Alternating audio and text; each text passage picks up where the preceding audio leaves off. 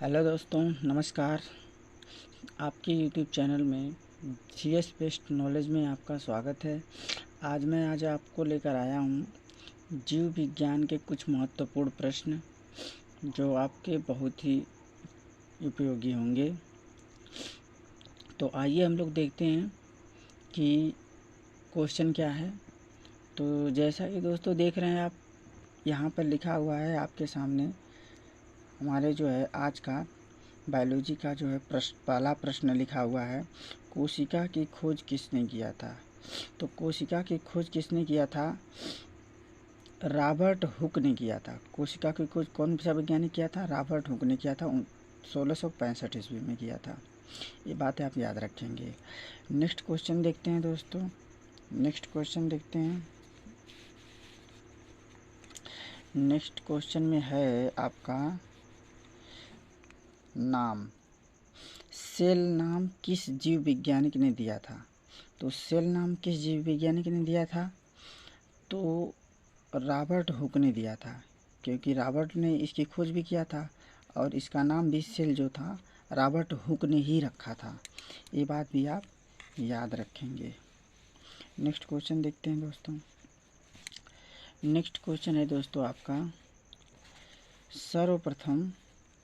सर्वप्रथम पेड़ पौधों को सजीव किसने बताया?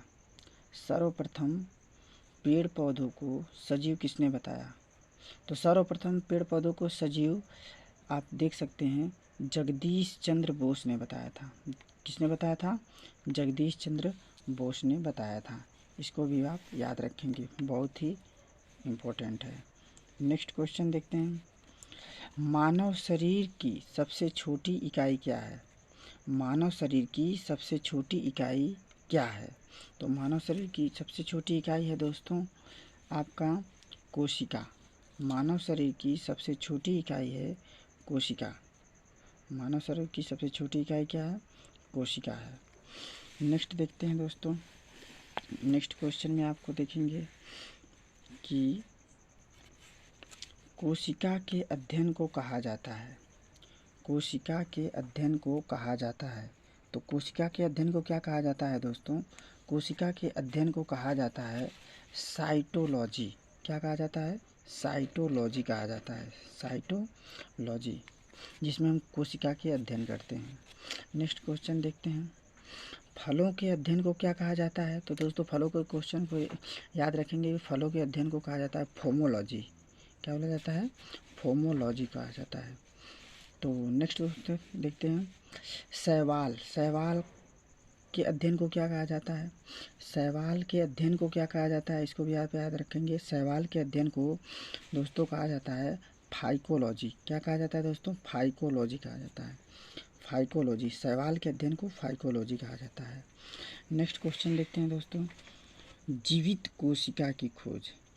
जीवित कोशिका की खोज किसने किया था? तो जीवित कोशिका की खोज आप याद रखेंगे दोस्तों, एंटोनी ल्यूवेनहॉक ने किया था। एंटोनी ल्यूवेनहॉक ने किया था। एंटोनी ल्यूवेनहॉक ने किया था। इसको भी आप याद रखेंगे, बहुत ही इम्पोर्टेंट है आपकी परीक्षा की दृष्टि से। आगे देखते हैं दोस्तों हम लोग कि जैसा कि देख रहे हैं आप कि सिद्धांत की बात करें, बायोलॉजी के ही क्वेश्चन है, बहुत ही महत्वपूर्ण है, आपके काम आने वाले हैं, तो ये आपके उपयोगी होंगे। तो यहाँ पर देखिए दोस्तों, यहाँ पर जो क्वेश्चन है आपका वो है, कोशिका का सिद्धांत किसने दिया था? तो कोशिका का सिद्धांत किसने दिया था आप याद रखेंगे। कोशिका की खोज जो है किया था रॉबर्ट हुक ने, लेकिन सिद्धांत किसने दिया था? कोशिका का कार्य क्या होता है, वो किस प्रकार से कार्य करता है, तो इस सिद्धांत को किसने दिया था? स्लाइड एवं स्वान, दो वैज्ञानिक थे, स्लाइड नामक और स्वान नामक दो वैज्ञानिक थे जिसने कोशिका का सिद्धांत दिया था। नेक्स्ट क्वेश्चन देखते हैं हम लोग, कोशिका को एक निश्चित रूप प्रदान करता है। कोशिका को कौन सा ऐसा चीज़ है जो उसको एक निश्चित रूप प्रदान करता है? तो वो है कोशिका भित्ति।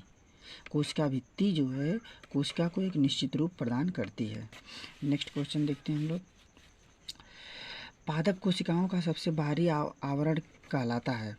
पादप कोशिकाओं में, पेड़ पौधों में जो सबसे बाहरी आवरण होता है उसे क्या कहा जाता है? तो उसे कहा जाता है दोस्तों, याद रखेंगे, कोशिका भित्ति कहा जाता है उसे। जो पेड़ पौधों में कोशिकाओं का जो बाहरी आवरण होता है उसे कोशिका भित्ति कहा जाता है, उसको भी आप याद रखेंगे। नेक्स्ट क्वेश्चन, कोशिका का ऊर्जागृह, कोशिका का ऊर्जागृह किसको कहा जाता है? कोशिका का ऊर्जागृह किसको कहा जाता है? तो कोशिका का ऊर्जागृह किसको कहा जाता है दोस्तों, आप याद रखेंगे, माइटोकॉन्ड्रिया को कहा जाता है। पावर हाउस, यानी कोशिका का जो पावर हाउस होता है वो माइटोकॉन्ड्रिया को कहा जाता है, माइटोकॉन्ड्रिया को कहा जाता है। इसको भी आप याद रखेंगे, ये भी आपके परीक्षा में बहुत ही इम्पोर्टेंट होंगे। तो नेक्स्ट देखते हैं दोस्तों, यदि माइटोकॉन्ड्रिया काम करना बंद कर दे तो कोशिका का कौन सा कार्य नहीं होगा? ये बहुत ही इम्पोर्टेंट है। यदि माइटोकॉन्ड्रिया काम करना बंद कर दे तो कोशिका में कौन सा कार्य नहीं होगा? तो दोस्तों आप याद रखेंगे कि भोजन का ऑक्सीकरण नहीं होगा, भोजन का ऑक्सीकरण नहीं होगा यदि माइटोकॉन्ड्रिया काम करना बंद कर दे तो। नेक्स्ट, सबसे बड़ी कोशिका कौन सी है? सबसे बड़ी कोशिका याद रखेंगे दोस्तों, बहुत इसमें कंफ्यूज हो जाता है। सबसे बड़ी कोशिका पूछा गया है, तो सबसे बड़ी कोशिका क्या है? इसका सही जवाब है आपका शुतुरमुर्ग का अंडा। सबसे बड़ी कोशिका है शुतुरमुर्ग का अंडा, सबसे बड़ी कोशिका याद रखेंगे, सबसे बड़ी कोशिका। नेक्स्ट, मानव शरीर में, मानव शरीर में पाए जाने वाली, मानव शरीर में सबसे बड़ी कोशिका कौन सी है? ये याद रखेंगे, मानव शरीर में, यहाँ पर क्या था, सबसे बड़ी कोशिका कौन सी है, और यहाँ पर कहा गया है कि मानव शरीर में सबसे बड़ी कोशिका कौन सी है, तो इसको आप याद रखेंगे अंडाणु। यह फीमेल में पाया जाता है, स्त्री में पाया जाता है, ये भी आप याद रखेंगे। मानव शरीर में सबसे बड़ी कोशिका कौन सी है? अंडाणु, फीमेल में पाया जाता है। नेक्स्ट क्वेश्चन हम लोग देखते हैं, मानव शरीर की सबसे छोटी कोशिका कौन सी है? मानव शरीर की सबसे छोटी कोशिका कौन सी है?